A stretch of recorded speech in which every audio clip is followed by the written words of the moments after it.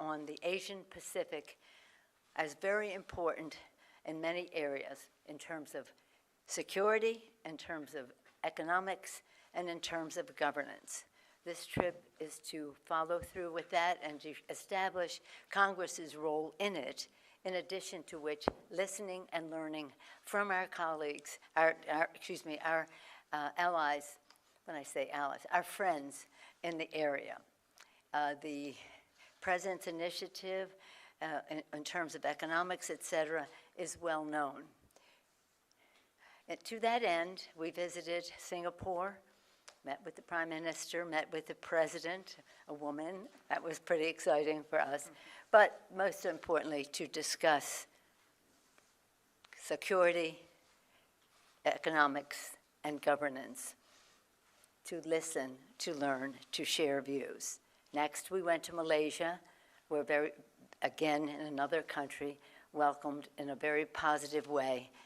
And I say when we were welcoming the President's initiative, because that is much of what we were representing. Next, we went to Taiwan. Again, security, economics, and governance. Had very positive meetings there, and I'll come back to that. Next, we went to South Korea to pay our respects to our 28,000 troops who are there and their families, to thank them for their courage and thank the government for their hospitality. We visited Panmunjom and again focused a great deal on the threat of North Korea in terms of their aggression, their possible aggression. And now we're in Japan. This morning we had a very impressive meeting, impressive from our standpoint, of the Prime Minister, congratulating him on his successes already in terms of security, economy, and governance. You may be more interested in, again, what the Chinese did while we were traveling, and we have said from the start that our representation here is not about changing the status quo here in Asia, changing the status quo in Taiwan. It's about, again, the Taiwan Relations Act, the U.S.-China policy, all of the pieces of legislation and agreements that have established what our relationship is, to have peace in the Taiwan Straits and to have the status quo prevail. To that end, as you see, the Chinese made their strikes, probably using our visit as an excuse. Let me close by saying this. The Chinese have tried to isolate Taiwan, keeping them most recently from the World Health Organization by not even letting their participation be on the agenda of the World Health Agency, whatever that makes these determinations. They may try to keep Taiwan from visiting or participating in other places, but they will not isolate Taiwan by preventing us to travel there. We've had high-level visits, senators in the spring, a bipartisan way, continuing visits, and we will not allow them to isolate Taiwan. They are not doing our travel schedule. The Chinese government is not doing that. Our friendship with Taiwan is a strong one. It is bipartisan in the House and the Senate, overwhelming support for peace and the status quo in Taiwan. With that, I want to just say how honored I was to travel with our delegation. We were more like 6 co-chairs of the delegation. We are coming to Asia. One of our members born in India, another whose parents were, that would be Mr. Raja Krishnamurthy, another member whose parents were born in South Korea, another who is Japanese American and proudly so. All of us representing the beautiful diversity of Asia in our states, and in my case, in my district. When it came to security, you'll hear from our members. Economy, we have the vice chair of the Ways and Means Committee to talk about that and trade and possible continuation of our discussions about a trade agreement in the region. But you'll hear directly from them, and I thank you for your interest in our trip. It's about, again, security. We never can have a CODEL unless we talk first and foremost about honoring our oath to protect and defend. Security first, economics tied in with that, as well as governance. In all cases, each of the countries we visited, we had very positive conversations and great respect for what they are doing in their countries, great candor in how we thought each of us could do better in our countries, and we were very honored to be received so well in the region.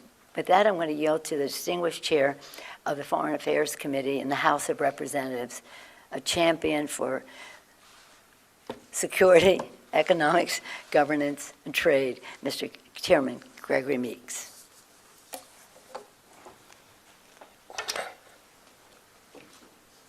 First, let me thank Speaker Pelosi for leading this delegation, for her commitment to this region and commitment to human beings and human rights, which has been a driving force in her whole career, but also a driving force in making sure that we are here today. And that is what this CODEL has been all about. It's about, as she said, dealing with security, economics, and governance, and I'll talk very briefly on the governance side, which is tremendously important. Because as our president has said, no matter where you go in the world, it is a question of democracy over autocratic government. And the countries that we visited on this trip, democratic democracies, where we, in regards to Taiwan, want the status to remain the same, not changing anything. We did not come to change any status in Taiwan, never advocated for that, but wanted to know and talk to all of our friends and allies and partners, which is important. And so on this trip, not one country that we visited said, you shouldn't have come. They all said, thank you for coming. They all said, we want to see you more. They all said, please, let's work together closely on all of the items that we had conversations about. We want you to be invested in the Indo-Pacific. That was the mission. And I'm proud to say, from the dialogue and the conversation that we've had, at every stop, the mission was accomplished. It was exactly as the speaker had envisioned. Had we not come, people would say, where are you? They want to see us in this region more. And that's why, as chair of the House Foreign Affairs Committee, it's been very instructive to me, because our committee over this time has had over 20 hearings dealing with this region. And we will have more. And we will focus legislation to let our partners, our allies and friends know that we will have their backs.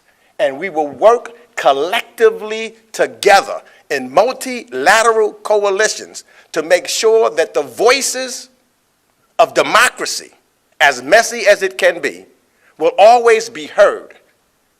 And we will not be afraid to call out anyone who is in violations of human rights.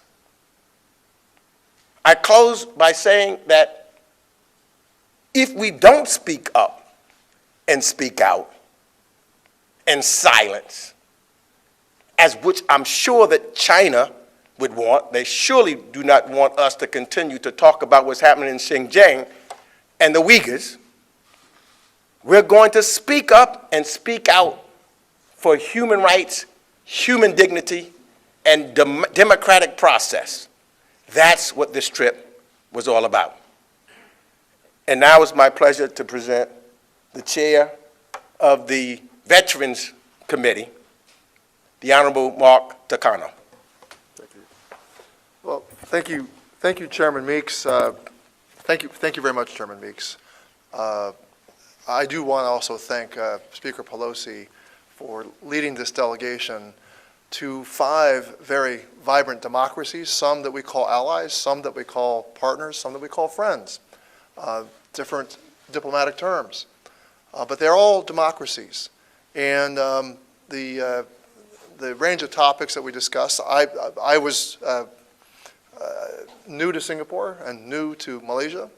I've been to Korea before. I've been to Japan, of course, many times. And I've been to Taiwan as recently as November of last year on a Thanksgiving Codel.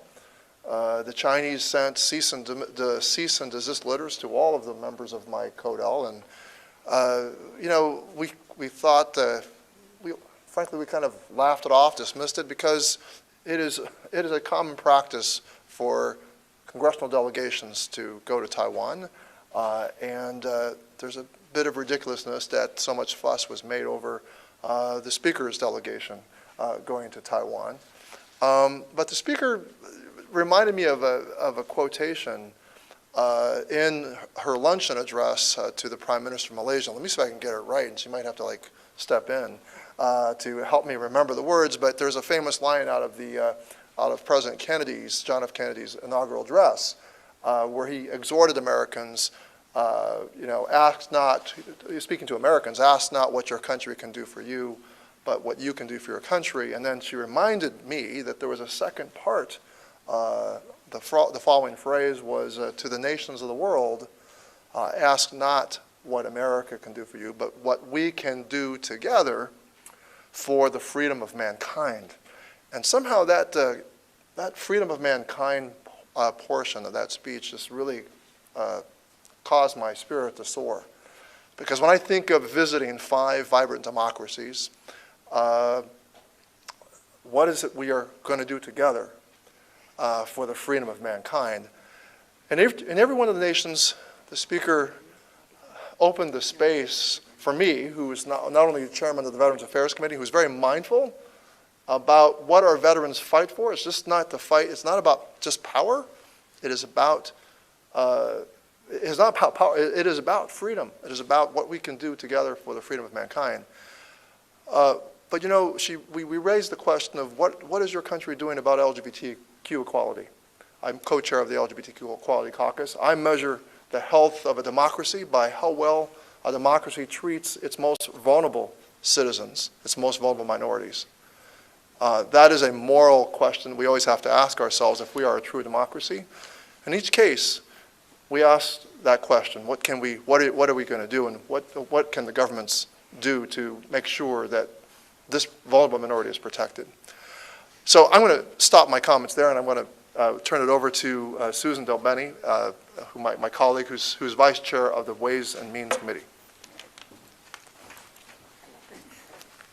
Thank you, Chairman Takano. I am Susan Delbeni from the great state of Washington, and I'm vice chair of the Ways and Means Committee. It's great to be here, to be back in Japan, and be part of this delegation.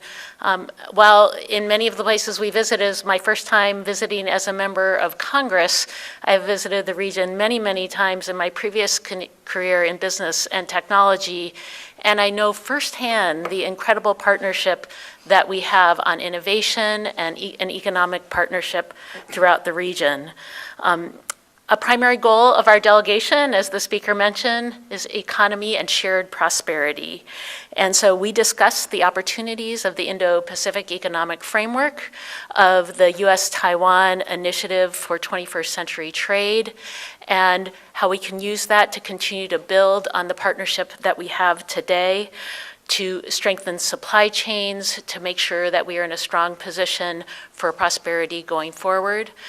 We also discussed the CHIPS and Science Act that recently passed in the Congress and the important partnership that we have there in terms of not only supply chains, but in particular on core components like semiconductors, and the ability and that work there that we can build on to create ongoing innovative capacity throughout the region. Our goal economically to work together is shared prosperity, but also to use our innovative capabilities to address other critical issues for the region and for the United States, for the globe, addressing climate change, talking about energy security, and obviously what we do together economically to make sure that we have an economy that supports equality throughout the region. Thank you, and now I want to introduce a member of the House Intelligence Committee, a proud representative from Chicago, Illinois, Mr. Raja Krishnamurthy. Good morning, konnichiwa. Thank you so much for allowing us to address you, and I am a representative from Illinois, and we claim total credit for Ambassador Rahm Emanuel and his achievements. I just want to make 3 quick points. First of all, throughout the region, we have been so heartened by all the countries standing with us and standing with the people of Ukraine in enforcing economic sanctions against Russia, as well as providing aid to the Ukrainian people as they defend themselves. The people of this region know more than perhaps anyone else in the world that when a dictator or autocrat invades another country or uses force with impunity and nobody responds, then that dictator or autocrat will do it again and encourage others to do the same.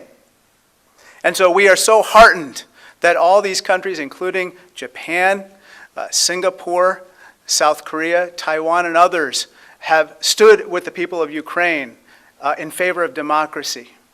The second point I want to make is we are here as champions for the American people and the American economy. And I'm here as a champion of the Illinois economy and my own district. My district has the biggest concentration of headquarters of Japanese-owned companies of any congressional district anywhere in the country. And what we learned today in our discussions with the Japanese people, their leaders, is that they have made more than $750 billion of investments in America, leading to the creation of 1 million direct American jobs.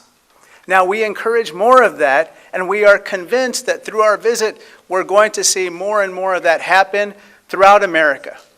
And the third and final point I want to make is this, which is that our mission, our congressional delegation is about peace. It's about peace and stability in the region and throughout the world. And so we are here, as Chairman Meeks said, to preserve and protect the status quo, to engage our partners and friends and allies, and to make sure that our people become more prosperous, and so do the people of the region. Thank you so much. And now I have the privilege of inviting my good friend and colleague, the distinguished representative from New Jersey, Andy Kim. Thank you, everyone. I'll be brief here. I just want to reflect upon 3 lessons that I feel like I've come across over this trip.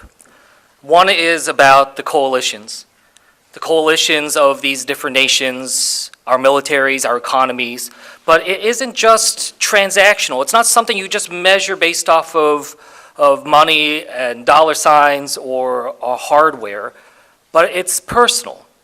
Whether that's my experience as a Korean American coming back for the very first time to the land of my mother and my father as a member of Congress, or Chairman Takano and I playing roles in seeing the names inscribed of both Americans and Koreans at the Wall of Remembrance that was just revealed in DC, and in every nation here in Japan as well. It's not transactional.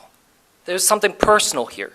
There's a relationship here that we act out of purpose, not just fear, and we work together in that way. Number 2, is that we come across and we take away from this trip the consequence of this moment. That the next couple years will shape the next couple decades, that we understand what's at stake, what each of our partners is facing, and understanding that this is a time for action, this is a time for resolve, working together. And the final lesson is about calm. Every single partner that we talked to was clear-headed, clear-eyed about what we face, resolute in their determination, but approaching things with that sense of calm, that sense of purpose, this understanding that what we're doing is completely normal. This is the business of our government, engaging one another, that we choose always dialogue before force, and working together to try to achieve that. And I'm grateful for these lessons, I'm grateful for this experience, and grateful for the incredible partners we have in the region. Thank you. Thank you very much, my colleagues. I can't help but thinking about how Mr. Krishnamurthy took credit for the distinguished ambassador that we have, and then closed his remarks by saying Japan has he has more investment in your district than any district. Do you think those two things are related? I don't know. No, but we are very proud of our ambassador. He brings to this all the values of our country, a vision of prosperity for all. So when we talk about security, and as Mr. Takano mentioned, I was present at President Kennedy's inauguration. I was a student. Most of you weren't even born, but you've read about it in the history books. But the important point that he made is all working together. So this trip is for us to show our respect to these countries, to listen about how we can do the best possible job for the future. I'll just close by saying one of the most thrilling meetings we had were with young people, and they know they own the future. They know it's theirs, and they do own it from the standpoint of freedom, and from the standpoint of climate, and standpoint of respect for all people. So that was exciting, because that is our agenda, is always for the children, for the future, and again, coming here with respect, listening, learning, sharing our thoughts, honoring the commitment of our president to focus on the Asian Pacific. I think we have time for a few questions. The delegation has agreed to take a couple of questions, so if you have a question, please raise your hand. Thank you so much for your time, Speaker Pelosi. I just wanted to bring you back to Taiwan. So some have speculated that your trip to Taiwan was more about burnishing your own legacy than actually benefiting Taiwan, which has been left to bear the brunt of China's ire. What would you say to that? Well, it's a ridiculous question. I mean, not your question, but the contention you have. Taiwan is one of the freest countries in the world. Don't take it from me. That's how Freedom House describes them. Their democracy, which was hard in the making. They didn't start out with a free and open democracy. They had to develop it, and that's a real achievement. Their economy is flourishing. We have seen the success of their semiconductor businesses and the rest, and we learned from their business people about how they developed that success and how we can work together to spread prosperity. And then in governance, again, LGBTQ, all kinds of issues. We met with the community members and heard their views about it. So this isn't about me. It's about them. It's about Taiwan. And I am proud to have worked over the years to showcase the concerns we have with mainland China relating to trade and their violations of our trade agreements, proliferation of weapons and delivery systems that are harmful to global security, as well as human rights. But this was about saying, let's celebrate Taiwan for what it is, a great democracy with a thriving economy with respect for all of its people. Thank you. Let's get a question from this side of the room. Here we go. I'm glad to see women asking the questions. Good morning. Good Good morning. My name is Akiko Inoue from Yomiuri Shimbun. I have a question for the speaker about China. In the reaction of China, it's conducting the military drill since yesterday. How do you think this visit will affect the U.S.-China relationship? Could you repeat that? How do you think The U.S.-China relationship? the visit?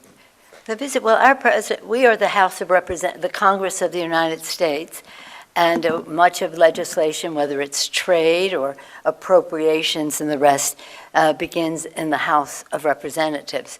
And so we are one part of this. Our president has his communication with the president of China, and again, we are two big countries. We have to have communication among us. When I was a little girl, I was told at the beach if I dug a hole deep enough, we would reach China. So we've always felt a connection there. But the fact is, I have said it again and again, if we do not speak out for human rights in China because of commercial interest, we lose all moral authority to speak out about human rights any place in the world. We're trying to find our common ground. China has some contradictions, some progress in terms of lifting people up, some horrible things happening in terms of the Uyghurs. In fact, it's been labeled a genocide. So again, we must work with China on issues that relate to the climate crisis, being two of the biggest emitters, and we can learn a lot from China in that regard, but we also have to work together for some decisions in that place. So again, it isn't about our visit determining what the U.S.-China relationship is. It's a much bigger and longer-term challenge, and one that, again, we have to recognize that we have to work together in certain areas. Thank you, Madam Speaker. Any colleagues want to Let me comment? say something on that Yeah, real quick. please. Let me also just say briefly that anytime that the Chinese ambassador has asked to meet with me as chair of the House Foreign Affairs Committee, I've always been willing to meet. That will continue. That will not change. What also will not change is when we meet, I will talk honestly.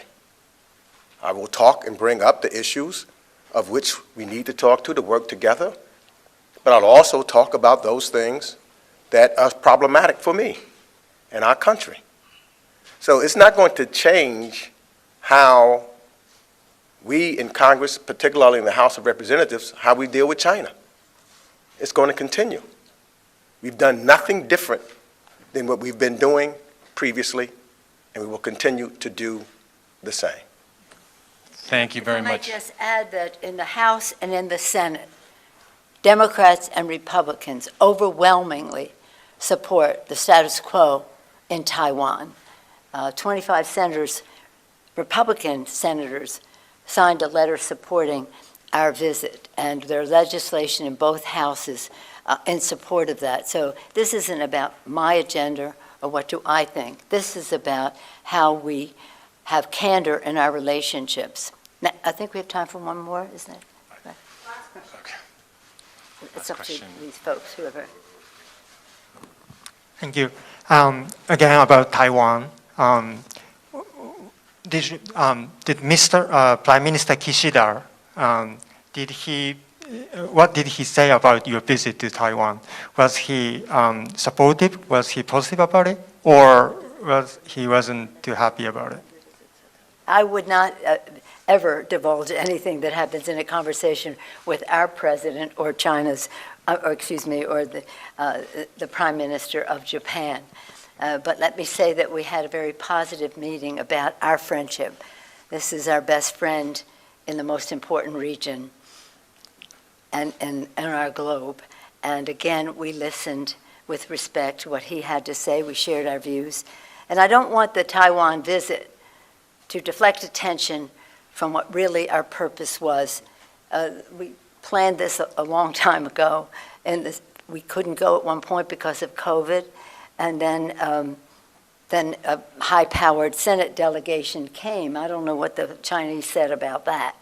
But nonetheless, we want the attention to be on the fact that what our president put forth is something that we all respect and admire in our Congress, and that we want to proceed in a way that has the fullest participation and intellectual resources of the countries that are affected. Many of them have friends on both sides of China and the United States. We didn't ask them to make any choices.